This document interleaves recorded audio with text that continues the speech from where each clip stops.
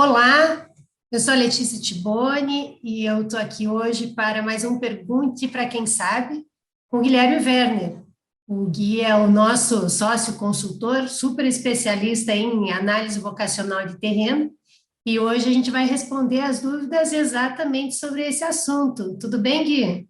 Tudo bem, Letícia, e você? Legal estar aqui hoje com todo mundo. Um assunto que a gente faz muita gente sabe, mas a gente sabe que vários players aí do nosso mercado ainda tem muitas dúvidas quanto o que é vocacionar um terreno e qual a efetividade disso.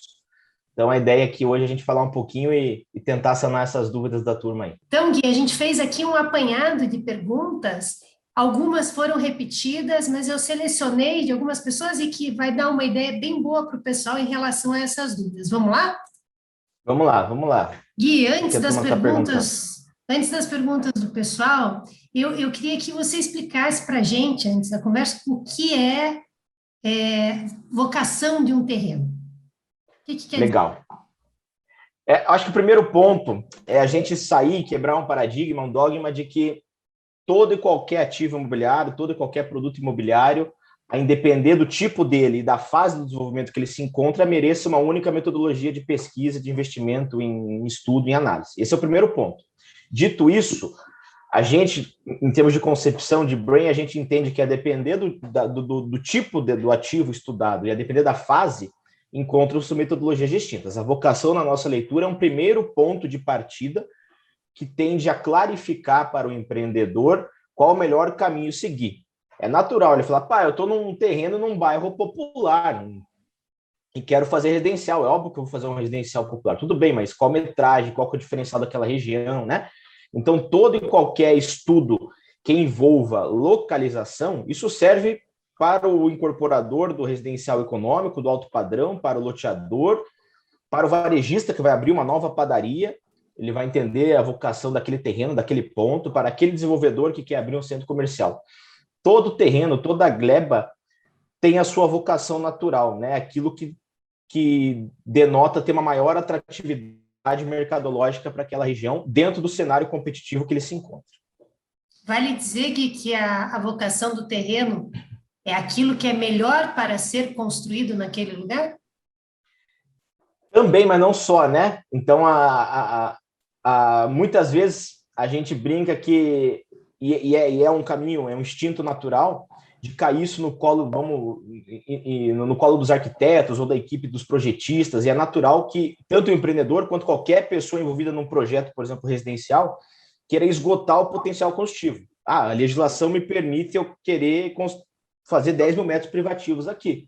Eu vou fazer o máximo para esgotar esse potencial de forma que eu remunere e tenha o VGV melhor naquele ponto, por exemplo. Mas não necessariamente isso retrata o melhor encaixe mercadológico daquele produto, né? Então, às vezes, você talvez não esgotando o potencial, entendendo um nicho de mercado que você pode entrar naquela região, você talvez tenha a capacidade de cobrar um metro quadrado privativo mais caro, que vai te dar uma remuneração melhor. Então, eu acho que isso é um ponto também a sempre ser colocado em pauta. Não necessariamente o maior potencial construtivo vai ser o melhor produto que você possa colocar naquele terreno.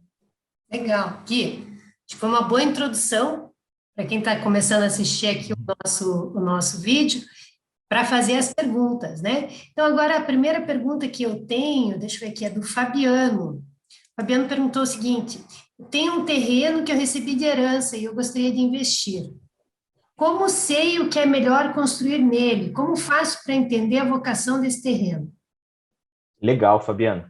Isso, e por incrível que pareça, isso aparece bastante para a gente aqui na Brain, viu? Não só os contratantes de entender uma vocação, às vezes é o empreendedor, é a pessoa que está aportando dinheiro para adquirir aquele terreno. É muito comum o Fabiano, que recebeu uma herança, o family office, que tem um patrimônio, um land bank, um patrimônio imobiliário grande, querer vocacionar suas glebas, os seus terrenos, para poder ter argumentos comerciais numa rodada de negociação com os players, com os empreendedores. Então, é muito comum, Fabiano, pessoas físicas, às vezes, vocacionarem a sua área para ter melhor argumentação junto ao empreendedor. O primeiro ponto de partida, a gente tem que partir de premissas, né? Qual premissa de análise eu quero fazer? Você vai falar, eu quero vocacionar, mas aqui cabe uma padaria ou cabe um hotel de luxo? ou cabe um sobrado, ou cabe... Então, a gente tem que partir de premissas de análise que pré-qualifiquem aquele terreno. Olhando um KMZ, olhando o Google Earth daquele terreno, você já tem uma lógica, né? Olha, não faz sentido, é um terreno no meio de bairro, não faz sentido realmente eu analisar a vocação de um comercial, já arrisca isso, já parte de uma hipótese de analisar um mercado em específico, um nicho de mercado em específico. Por que isso? Porque a depender do mercado que você analisa, talvez toda a lógica de análise mude, que a gente vai falar um pouco. Então, talvez uma lógica de análise de zona de influência. Uma zona de influência, talvez, para um ponto de comercial, para o strip mall, é diferente de uma zona de influência para um residencial. Então, o primeiro ponto de partida é entender minimamente as características intrínsecas do terreno para que a gente parta de premissas de análise de mercados, né?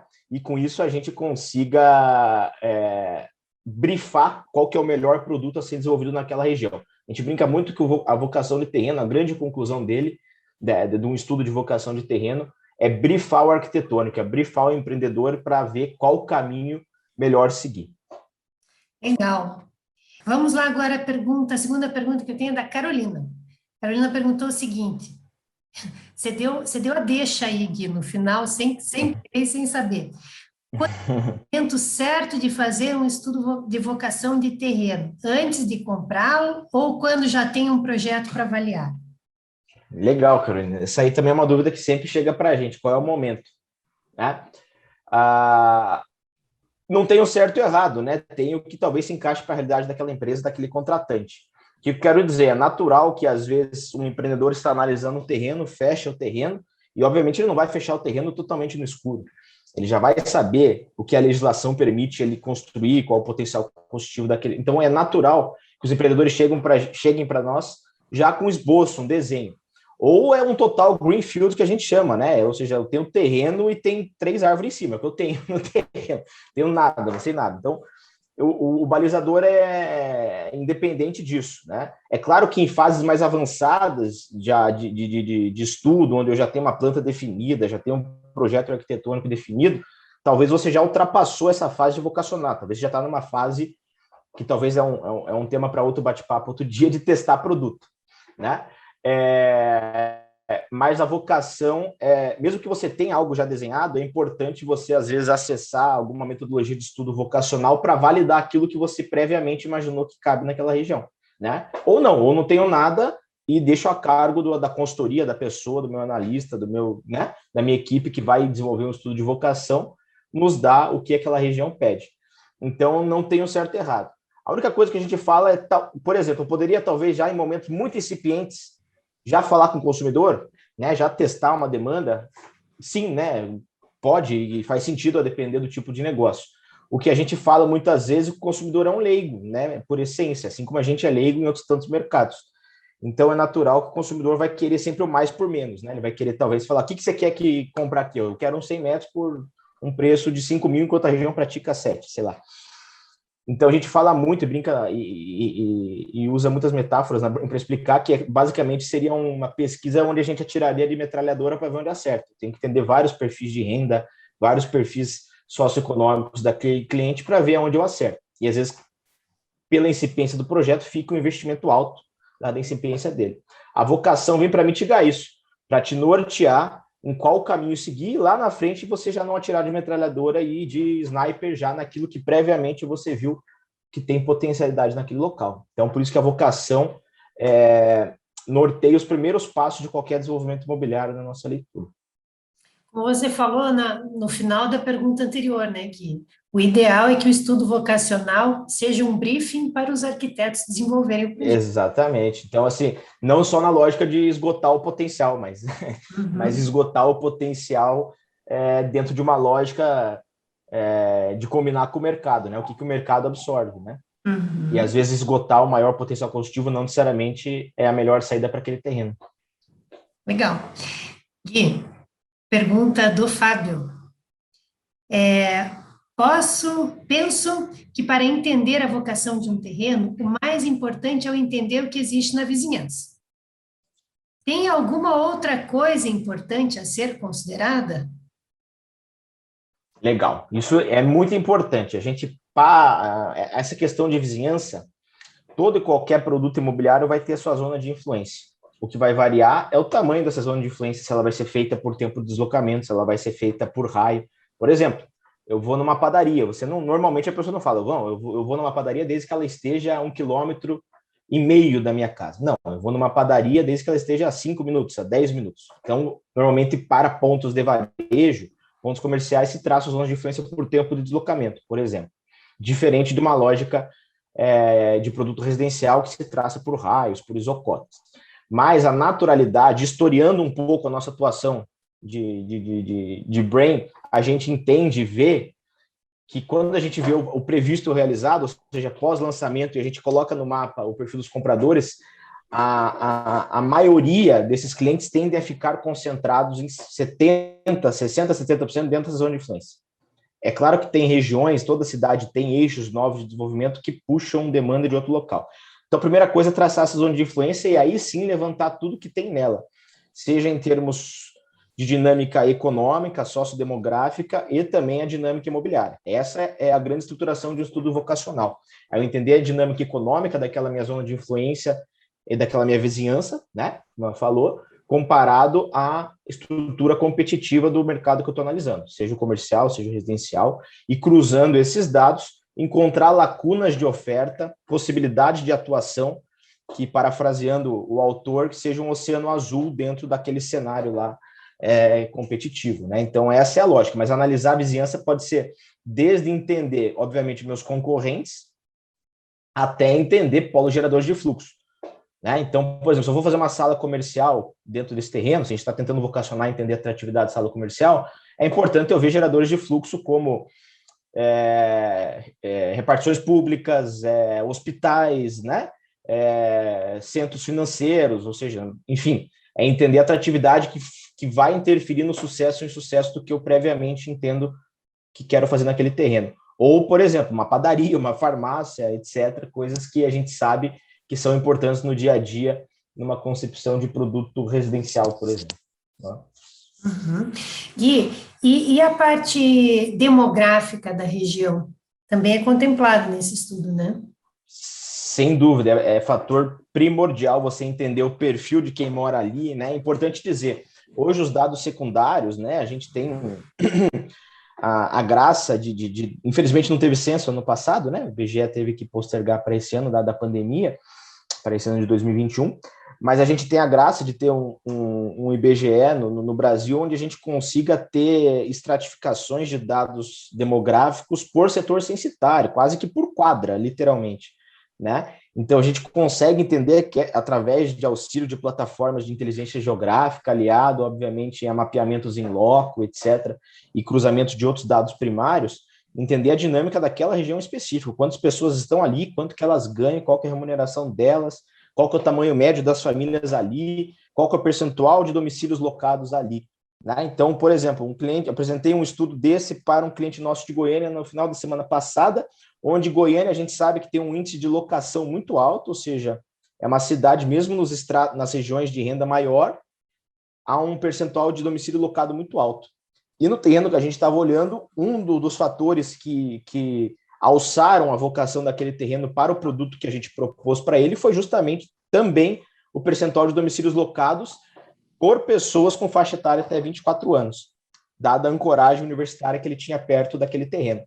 Então, só para exemplificar como esses fatores sociodemográficos podem interferir na vocação de um produto ou não.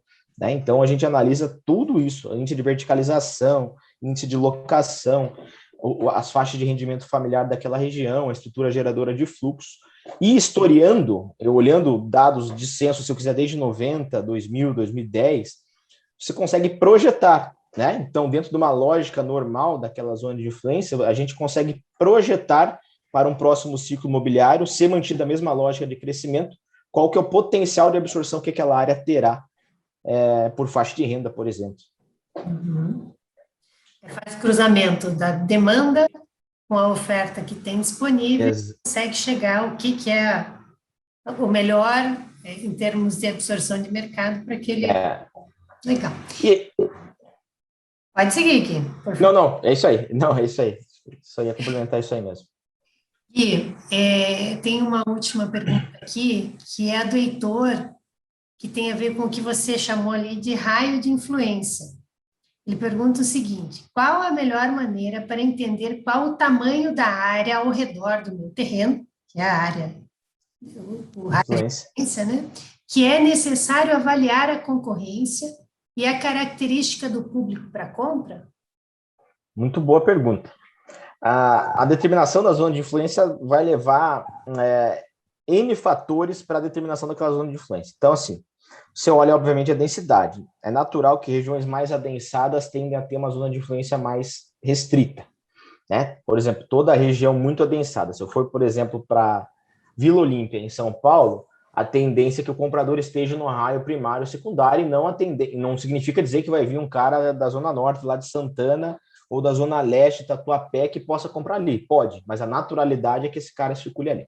Então, a gente analisa densidade, analisa similaridade socioeconômica, então, tentar um perfil mais homogêneo em termos de vetores socioeconômicos, barreiras naturais, né? Então, às vezes, você tem uma BR que corta o meio de uma zona de influência, e às vezes a BR é literalmente um divisor geográfico dentro daquela cidade. Ou não.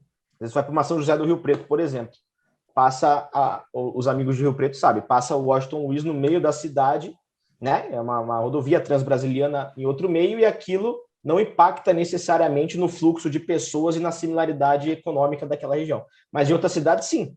Então, às vezes você faz em regiões próximas ao Rodoanel, em São Paulo, próximo ao contorno norte, em Curitiba, são barreiras geográficas. Ou vai para Joinville e tem um grande vazio geográfico no meio, que é mata nativa, etc., né? Você vai para Florianópolis, que é uma ilha que tem vários vazios demográficos dentro da ilha. Então, são todas coisas que têm que ser analisadas, né? Então, por exemplo, às vezes eu vou para Florianópolis e vou olhar Cacupé, e se eu traçar um raio, eu vou pegar um raio de 2, vou pegar morro, você não teria, né? Então, em Florianópolis, por exemplo, naquela lógica Cacupé, faz mais sentido você entender tempo de deslocamento que a pessoa teria, né? Então, é analisado barreira geográfica, similaridade socioeconômica, densidade, né? E perfil também concorrencial também mais homogêneo, né? Então, é natural que você tem regiões que têm um perfil muito distinto de concorrência, né? Em se tratando de residencial, principalmente, mas é analisado isso para determinar essas zonas de influência. Então, a ideia é que essa zona de influência tenha um caráter mais homogêneo possível, né? Cada terreno é único, né, Gui? Literalmente. Literalmente. E a zona de influência é verdade. Uma dica, eu acho que já estava na pauta alguma dica, mas uma dica que a gente sempre fala para os nossos clientes. Às vezes são coisas simples que você consegue tirar vários insights. Pega o que você fez de produto imobiliário e minimamente você sabe, por contrato, ao menos, onde aquela pessoa morava antes. E já referencia isso, né? Você vai conseguir entender, às vezes, por tipo de produto, por faixa de valor, por região, qual que é a capacidade de atratividade geográfica que aquele teu produto tem, né? Então, você tem vários empreendedores que atuam sempre numa região específica de uma determinada cidade, ou atuam sempre num nicho específico de produto. Se ele fizer a seleção de casa básica de georreferenciar, Google Maps da vida, qualquer coisa, ele vai conseguir ter noções de captação geográfica daquele produto dele, né? Então, isso é algo muito simples que dá para fazer, né? É um trabalho mega simples, você imputar rapidamente, você consegue entender aí as tuas atratividades geográficas do teu produto ou da tua região, etc. Gui, agora por último uma pergunta da Letícia Tiboni. Queria que você deixasse aqui dica geral. Eu sei que você acabou de dar uma dica aí em relação a como definir a área de influência, né, do terreno, mas que dica geral você daria para quem está pensando em fazer um estudo vocacional de terreno? Então, a primeira coisa, algo que até você falou, Letícia, que cada terreno é único. Então, a gente sempre frisa, né? Pelo maior investimento que você tenha em ferramentas tecnológicas, talvez nada substitua ainda sentir o cheiro do terreno, ir lá, rodar, ver a qualidade da pavimentação da via, ver a sinalização, ver quem que é o vizinho. Isso talvez faça diferença no teu entendimento daquele terreno, da vocação daquele terreno. Bem como, né, fazer uma ampla análise concorrencial. A gente acabou não entrando muito no detalhe aqui, mas seja democrático nessa análise. Então, assim, analise tudo dentro daquela tua região, né? Analise o que você imagina que talvez tenha o perfil similar. A gente sabe que as empresas têm o seu próprio DNA, atuam em determinados padrões, mas se tiver uma empresa pequena do lado que talvez tenha um produto que, né, analise, e aí a gente estratifique essa concorrência, faça uma base concorrencial grande para estratificar por padrão de produto, por ano de lançamento, por faixa de metragem, né, por ticket médio, por porte de empresa, enfim. Então, assim, não ser preconceituoso no termo correto, talvez nessa análise concorrencial, né? Entendendo que tudo pode interferir no sucesso ou insucesso daquele teu negócio. Gui, muito obrigada pela conversa, acho que foi bem esclarecedora. Se o pessoal tiver mais dúvidas, eu peço para que comentem aqui embaixo, né, e que a gente possa aí, de repente, numa segunda conversa, esclarecer mais coisas. Sem dúvida. Eu que agradeço, foi um prazer e conte sempre com a gente aí. A Brain está aqui para justamente auxiliar vocês nessa disseminação de conhecimento também e tornar nosso setor cada vez mais maduro nas análises e mitigando riscos mercadológicos. Esse é o nosso papel como propósito aí, né? Legal. Então, quem gostou, vou pedir para deixar aqui um like nesse vídeo, também para nos seguir nas nossas redes sociais. O nosso canal do YouTube está cheio de conteúdo de super qualidade para quem quer entender o mercado imobiliário. Então, fica aqui o convite para que vocês se inscrevam e aí possam receber as notificações sempre que tiver um conteúdo novo. Gui, obrigada, valeu, pessoal. Valeu. Muito obrigada, até mais. Até a próxima, tchau, tchau.